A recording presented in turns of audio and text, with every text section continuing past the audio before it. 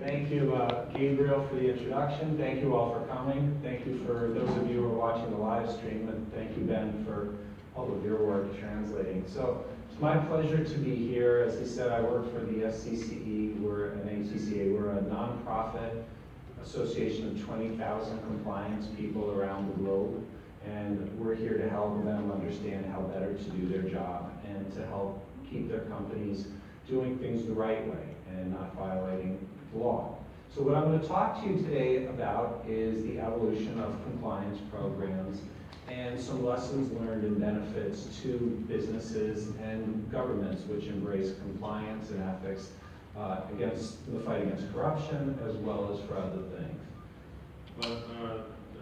Tôi xin được giới thiệu tôi là Adam Tillertop và tôi như phần giới thiệu của anh Gabriel đã nói, tôi đến từ SCCE, tức là cái hiệp hội tuân thủ đạo đức và doanh nghiệp. Thì cái tổ chức. So I'm going to start by talking about where compliance programs came from. And they did not come out of virtue, but out of vice. They came out of a lot of corruption that began in the defense industry. I went too far, sorry. Và tôi xin được giới thiệu và bởi vì là lý do mà cái chương trình tuân thủ này. So it began in many ways when 400 defense contractors were found to have paid thousands of dollars and millions actually of dollars in bribes around the world.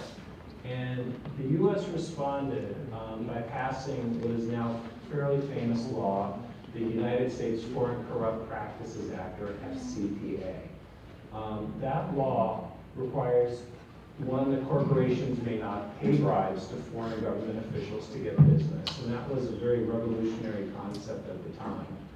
Secondly, it requires that they maintain books and records, that their spreadsheets, their financial statements had to show what bribes they had to pay.